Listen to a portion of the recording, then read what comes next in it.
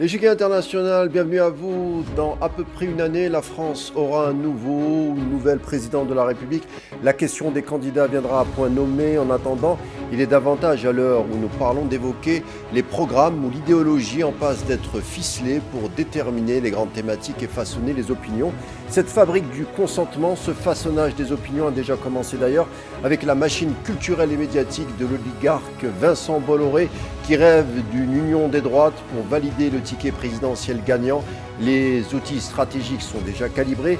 Choc des civilisations, contrer la montée du radicalisme qui menacerait l'Europe et bien sûr l'immigration qui viendrait diluer l'être français. Pour destiller ces sujets, l'oligarque Bolloré peut compter sur un bloc et une caste médiatique constituée d'affidés, de mercenaires de plateau. Vincent Bolloré veut imposer son candidat pour gouverner la France.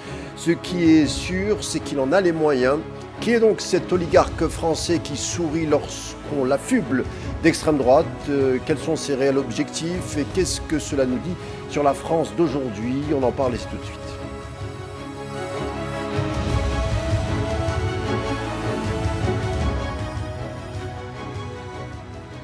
En l'espace d'une décennie, Vincent Bolloré a constitué un empire médiatique et culturel et financier sans équivalent, cinéma, monde de l'édition, médias, des armes qui sont en passe de l'être, c'est ce qu'on craint en tout cas, d'être au service du formatage idéologique marqué à droite, voire à droite toute.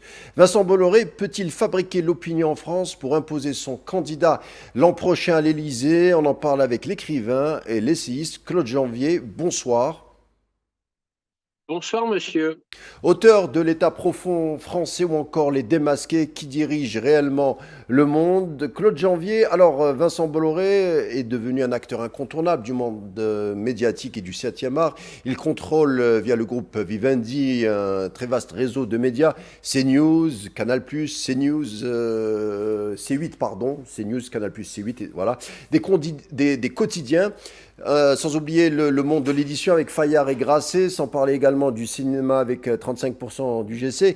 L'oligarque affirme, lui, vouloir passer à 100% du CG d'ici 2 ans. Ce qui inquiète, c'est que l'auguste oligarque affiche des opinions marquées franchement à droite, voire d'extrême droite. Est-ce qu'on peut craindre, selon vous, une sorte d'hyperconcentration des pouvoirs? Eh bien, l'hyperconcentration des pouvoirs, elle existe déjà dans le milieu médiatique français, parce que Bolloré, c'est une chose, mais vous avez aussi Xavier Niel, vous avez aussi Saadé, vous avez aussi Bernard Arnault. En fait, quand vous regardez le paysage médiatique français, il est entre les mains d'une poignée de milliardaires.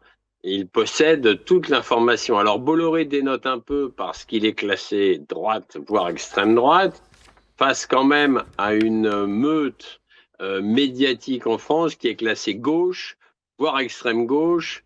Je fais référence ici à Mediapart avec Edoui Plenel, qui est quand même un trotskiste, hein. Donc, euh, donc c'est vrai que c'est un peu... mais le problème, c'est que malheureusement, droite ou gauche, l'information est entre les mains d'une poignée de milliardaires. Et c'est là, ça c'est un problème, c'est un énorme problème. C'est un problème pour la pluralité des opinions en France, c'est ce que vous essayez de nous dire.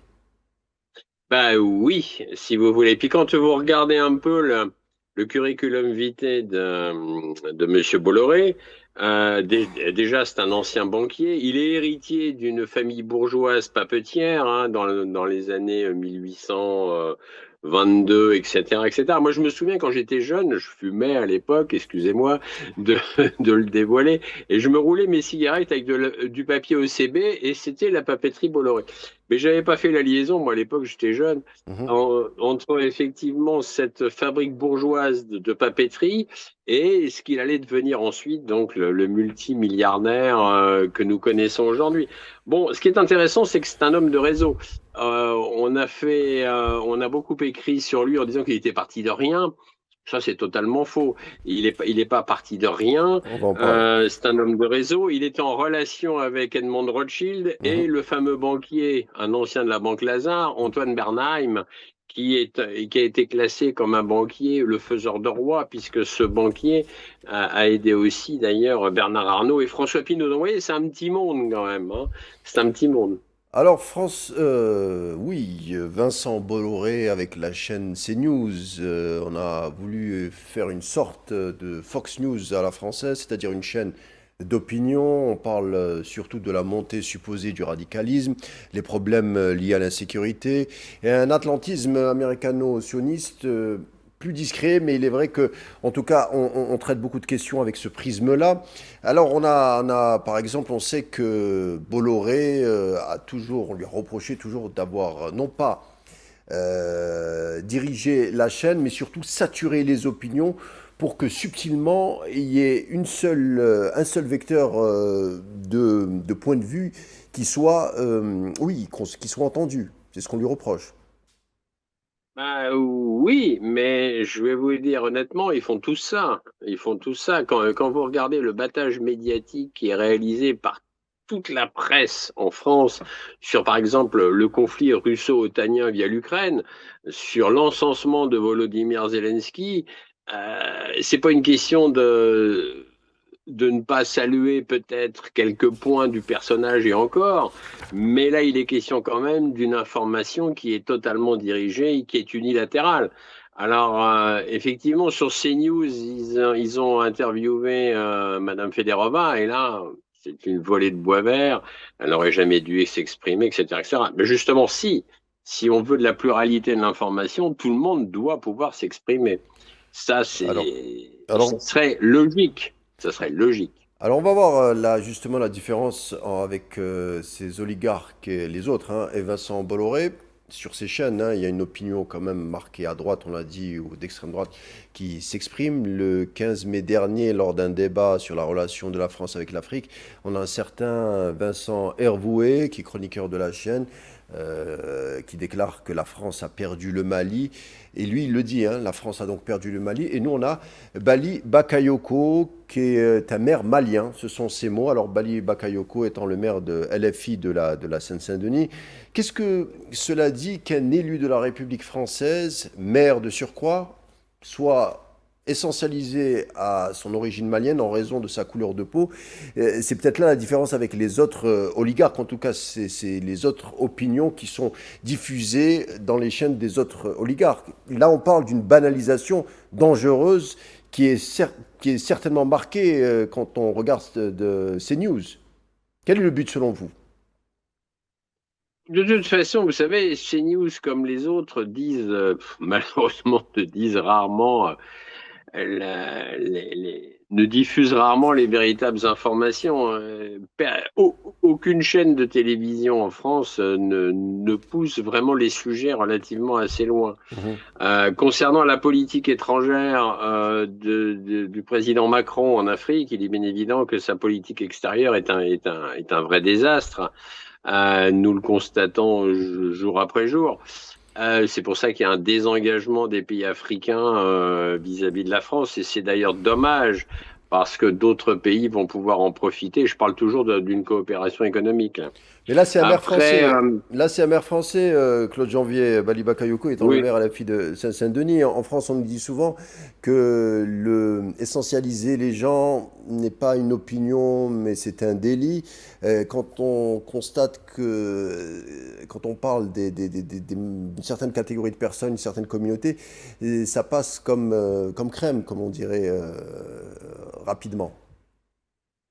oui, oui, non, c'est pas faux. De toute façon, moi, il a été élu, ce monsieur a été élu dans le 9-3, il a été élu, Mhm. donc je ne vois pas pourquoi on irait lui reprocher quoi que ce soit.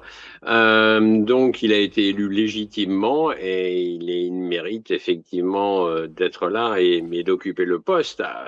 Moi, vous savez, je vais vous dire, ce qu'on demande à un maire, peu importe, je dirais, sa couleur de peau, bien évidemment, mais peu importe aussi ses opinions politiques, c'est de faire bien son travail, de Mhm. bien gérer la ville pour laquelle il a été élu. C'est normalement ce qu'on demande à un maire. Après, euh, après, CNews. évidemment, quand il s'agit de grandes villes, ça devient politique. Et là, ça devient anormal. Parce que la gestion d'une ville, eh Mhm. bien, doit être primordiale aux opinions politiques. Vous voyez ce que je veux dire, quoi. Mais c'est-à-dire qu'on le regarde sous le prisme, en effet, de l'ancienne relation coloniale. C'est ça en tout cas, qui a interpellé. D'ailleurs, beaucoup de gens se sont scandalisés hein, de la sortie de M. Hervouet. Enfin, on va passer sur un autre sujet. Alors, on s'est posé la question de départ, si Vincent Bolloré porterait un agenda politique pour l'élection de 2027. Alors on l'a dit, Vincent Bolloré, c'est 34% du GC, l'entité qui exploite les œuvres cinématographiques, c'est 500 salles de cinéma en France, Canal+, bien sûr, dont il est l'unique actionnaire. On le rappelle, Vincent Bolloré est le premier financeur du cinéma en France avec environ 170 millions d'euros à peu près, 170 millions, 200 millions d'euros. On sait par exemple que le film de François Ozon, La part de Dieu, a été écarté des financements de Bolloré à cause de divergences d'opinion sur l'Église et le catholicisme. Enfin, on va pas s'arrêter là-dessus. On se rappelle également de la pétition lors du dernier festival de Cannes avec 2000 signatures du monde du 7e art à propos de la crainte de la mainmise de Bolloré sur le cinéma français. On se rappelle également de l'affaire Olivier Nora, le monde de l'édition, avec des écrivains qui avaient la même crainte, c'est-à-dire l'hyperconcentration des pouvoirs. À chaque fois, Vincent Bolloré, lors de la prise d'un média, la ligne éditoriale a penché à droite, voire extrême droite, sans parler du changement de direction. C'est ce que vous évoquez à peu près dans vos livres, les démasqués avec ces oligarques qui dirigent avec leurs sociétés tentaculaires, qui ont un levier sur les pouvoirs, qui imposent aussi leur vecteur, leur idéologie. Est-ce que Vincent Bolloré, selon vous, ferait partie de ces figures que vous portraiturez dans vos livres? Mais de toute façon, il fait partie des influenceurs et il fait partie de l'État profond français. Vous savez, l'État profond français, ben, comme d'ailleurs n'importe quel État profond de n'importe quel pays, vous avez la haute sphère du public et la haute sphère du privé. Normalement, ces deux sphères ne sont pas censées se mélanger. Elles se mélangent, malheureusement, parce que c'est des histoires de réseau, etc., etc. Mais je vais vous donner un petit exemple là-dessus. Tout à l'heure, je parlais de Antoine Bernheim, Mhm. qui a été un des deux banquiers donc alliés donc et qui a porté Vincent Bolloré au pouvoir. Faut quand même pas oublier qu'Antoine Bernheim était membre du siècle, du club secret discret français qui s'appelle le Siècle. Quand vous regardez toutes ces think tanks, même franco-français, j'allais dire Le Siècle, l'Institut Montaigne, Terra Nova, les Gracq, c'est du réseau et c'est une affaire de réseau. Ils sont tous évidemment liés, directement ils se côtoient et évidemment ils gardent la mainmise sur l'ensemble de l'information, mais pas que. Donc voilà, et Alors, c'est autant de concentration bien évidemment de pouvoir entre de seules mains, en fait, de mhm. petites mains, j'allais dire, pas petites en tant que péjoratif, mais de très peu de mains, voilà, c'est plutôt le meilleur terme, c'est dangereux, mais ça a toujours été dangereux, et malheureusement, les richesses, la concentration des richesses, eh bien, ma foi, c'est concentré entre peu de personnes, et ces peu de personnes ont malheureusement un énorme pouvoir. Et ça, évidemment, c'est à craindre, mais malheureusement, pour l'instant, dans l'UE et en France, et bien évidemment, force est de constater que la quasi-totalité des médias mainstream en France sont contrôlés par une poignée de milliardaires, et droite ou gauche, et ça, c'est de toute façon néfaste. Néfaste pour la pluralité de l'opinion, et néfaste juste pour s'exprimer, hein, Alors, malheureusement. alors, Antoine Bernheim, c'est la deuxième fois que vous prononcez le nom de ce banquier, hein, le banquier, l'Auguste banquier de la banque Lazare, hein, dont le père d'ailleurs était proche Oui. de Chaim Weizmann, qui est une des figures éminentes du sionisme. C'est vrai que Vincent Bolloré a imposé un récit le concernant, qui est repris d'ailleurs par ses affidés sur les plateaux. On le présente comme étant un grand industriel breton. il serait la crème de l'entrepreneuriat à la française, du capitalisme français, avec une dimension politique certes, mais en tout cas c'est ce qui est dit. Alors il est né dans le 16e arrondissement de Paris, il n'est pas né en Bretagne, il a grandi dans un environnement privilégié, il a côtoyé très vite la famille Rothschild, surtout Edmond qui est proche de lui, et Vincent Bolloré, notre protecteur en la personne, vous l'avez dit, du banquier Antoine Bernheim, qui est aussi, c'est une grande famille d'industriels juifs, hein, c'est comme ça. Hein. Alors Bernheim est associé et gérant la banque Lazare, il est décédé en 2012.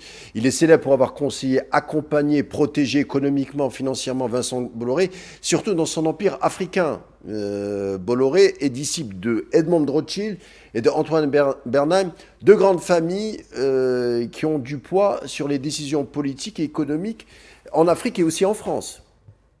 Ah ben absolument. Absolument. Effectivement, il est né dans le 16e. Il a fait ses études au lycée Janson de Sailly, qui est quand même le lycée par excellence donc de la haute bourgeoisie. Alors, ses parents et grands-parents étaient effectivement bretons, puisqu'ils avaient lancé à l'époque les papeteries Bolloré, hein, donc dans le milieu des années 1800 jusqu'à la fin du 19e siècle. Papeterie qui d'ailleurs était pas en bonne posture et que Vincent Bolloré donc a relancé derrière, mais il a très vite étendu son empire. Vous Rothschild était savez, c'est un actionnaire. peu comme... Edmond Pardon? Rothschild était déjà actionnaire de cette papeterie du père Oui. de Vincent Bolloré. Voilà. Absolument, absolument. Donc, de toute façon, vous savez, c'est tentaculaire. Alors après, on va pas contester un certain génie de ces gens qui, quand même, en matière d'affaires, arrivent à augmenter leur richesse de façon incroyable. C'est comme Bernard Arnault, c'est pareil. Vous savez, je vois très bien la poignée de milliardaires en France, que ce soit Bernard Arnault, François Pinault, Vincent Bolloré et Drahi, voilà, lui, Drahi un peu moins riche, mais Xavier Niel, c'est quand même tentaculaire. Ils ont un pouvoir réel, ils ont énormément d'argent. Et ils sont arrivés là où ils sont grâce au réseau aussi, grâce aux financiers d'un côté et grâce au réseau. Vous savez, c'est un peu comme l'élection d'Emmanuel Macron. Emmanuel Macron a été élu grâce aux finances de Rothschild Co, pas Edmond de Rothschild, hein, de Rothschild Co, Mhm. et a été élu aussi par le groupe Kravis, les milliardaires américains Kravis, la richissime famille Kravis. Travis, oui. Quand vous piochez un peu, vous vous rendez compte que soit l'ascension d'un président, soit la mainmise sur les médias, eh ben c'est toujours pareil, c'est une poignée de milliardaires. Alors est-ce que Bolloré est plus dangereux qu'un Bernard Arnault ou qu'un Xavier Niel? Très honnêtement, je ne le pense pas. Mais en revanche, je m'en méfie. Mais je me méfie de tous, de toute façon. C'est Vous sur les voyez? opinions. C'est encore une fois, Claude Janvier, c'est sur les opinions. Bien sûr, il y a l'oligarchie, la menace qui pèse sur la concentration des pouvoirs, sur la démocratie. Ça, c'est un sujet en soi. Mais quand on a des oligarques qui essayent d'imposer des vecteurs à la limite de ce que la loi Oui, peut accepter, c'est là où ça pose problème. Enfin bref, on continue de faire connaissance avec c'est vrai. Vincent Bolloré. D'ailleurs, quelle est la relation entre Bolloré et l'Algérie? Pourquoi, sinon, cette émission n'aurait pas lieu d'être? Alors, Bolloré, on le rappelle, hein, se présente en tant que démocrate chrétien. Il a pris la tête d'ITV qui devient CNews. Alors, qui nomme-t-il comme directeur à la rédaction de CNews? Un certain Guillaume Zeller. Alors, qui est Guillaume Zeller? C'est le petit-fils d'un certain Adrien Zeller. C'est un des généraux putschistes lors de la guerre d'Algérie, les généraux putschistes contre De Gaulle en avril 61. Il fait partie d'un des 4 généraux intrigants, hein, félons, comme on dira. Le petit-fils, bien entendu, n'est pas responsable de cette opération visant à évincer le général De Gaulle, sauf que Zeller, lui, revendique le legs du grand-père. Zeller écrit souvent sur le blog du boulevard Voltaire, site d'extrême droite de Robert Ménard, qui lui aussi est issu d'une famille, une ancienne famille de colons, qui a écrit, on s'en souvient, Vive l'Algérie française, rien que ça.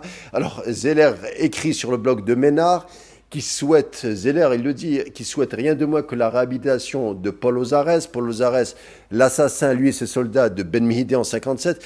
Alors, Paul Ozarès a promu la torture en Algérie. Je donne ces informations parce que cela nous dit bien de quoi CNews est le nom pourquoi surtout il y a des billets à charge contre l'Algérie. Bolloré a aussi acheté la banque Rivo, qui est une banque de la France-Afrique. Alors, je donne ça, encore une fois, c'est pour donner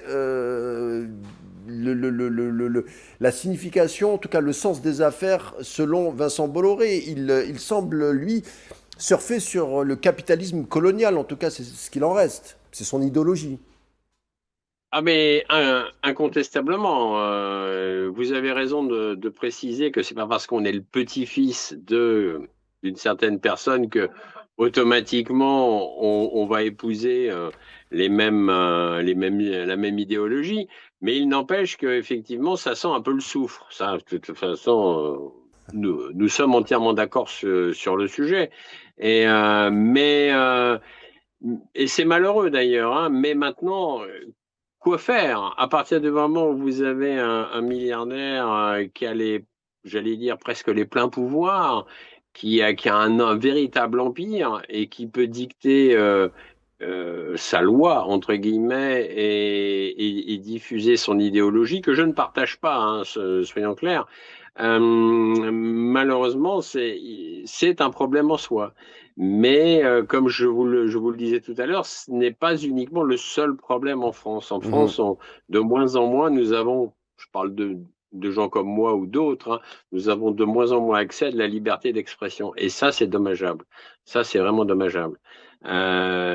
Moi, je sais que jamais je serai invité sur CNews ni même ailleurs. C'est quand même incroyable parce qu'en plus, tout ce que j'écris est documenté. Donc, vous voyez, D'accord. on n'est pas dans une pluralité de l'information et malheureusement, on est dans un contrôle, on est dans un contexte de contrôle de l'information, pas encore une fois par une poignée de milliardaires. Et ça, c'est vraiment dommageable, oui, absolument. Alors Vincent Bolloré va tenter, je pense qu'on l'a assez démontré, de peser, en tout cas en coulisses, lors de la future présidentielle française, notamment en termes de débat, via son empire médiatique et son cercle de réflexion comme l'Institut de l'Espérance, hein, en saupoudrant le tout avec ses idées néoconservatrices, voire d'extrême droite. Alors beaucoup de personnalités politiques sont citées dans son giron politique, comme l'ancien ministre de l'Intérieur, Bruno Retailleau, mais on l'a vu, on a tenté de le montrer du moins que Vincent Bolloré pèse déjà sur la prochaine élection présidentielle de l'an prochain à Claude Janvier. Alors, il est au niveau financier, bien sûr qu'il va peser. Maintenant, attention, il faut que ça corresponde aussi à ce que certains réseaux vont décider de qui sera élu. Qui sont Parce ces que ça réseaux? se passe un peu.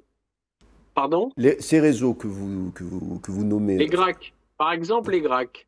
Dans les GRAC, c'est un think tank de gauche qui a énormément œuvré pour pousser Emmanuel Macron au pouvoir, donc bien avant 2017. Donc il y a eu les deux financiers que je vous citais tout à l'heure qui ont poussé Emmanuel Macron au pouvoir, et ce think tank qui s'appelle les GRAC. Et les GRAC reprennent du service, c'est-à-dire que là, ils s'étaient un peu endormis, et ils ont repris du service il y a à peu près 3 mois, où ils ont organisé une grande journée où ils ont reçu des hommes politiques comme Gérald Darmanin, comme François Hollande, comme Yael Braun-Pivet, etc., etc. Et, et eux, ils vont décider qui il va falloir pousser. D'accord. Donc, c'est vrai que Bolloré va peut-être essayer de pousser un candidat, très certainement. Maintenant, il va y avoir les GRAC au milieu et les réseaux. Les réseaux, vous savez, sont extrêmement puissants en France. Vous ne, Aucun homme politique ne peut accepter ne peut accéder au pouvoir s'il n'est pas poussé par des réseaux. Et les réseaux, je vous les ai cités tout à l'heure, dont le plus important au niveau présidentiel des futures élections présidentielles, c'est les GRAC. Ouais. Et ça sera, il y a le siècle aussi, enfin il y en a plusieurs, hein, il y a plusieurs strates au niveau des réseaux qui pèsent sur les échanges présidentiels, mais pas que. En tout cas, merci d'avoir été des nôtres, Claude Janvier. Je rappelle que vous êtes essayiste et auteur. On a pris beaucoup de plaisir à échanger avec vous pour l'émission du jour. Grand merci encore et je vous dis à bientôt. C'est moi qui vous remercie. Merci beaucoup pour l'invitation. L'échiquier international se conclura ici. Merci de nous avoir prêté attention. Bonne suite des programmes sur Al24 News et on se retrouve demain. D'ici là, portez-vous bien et bonne soirée.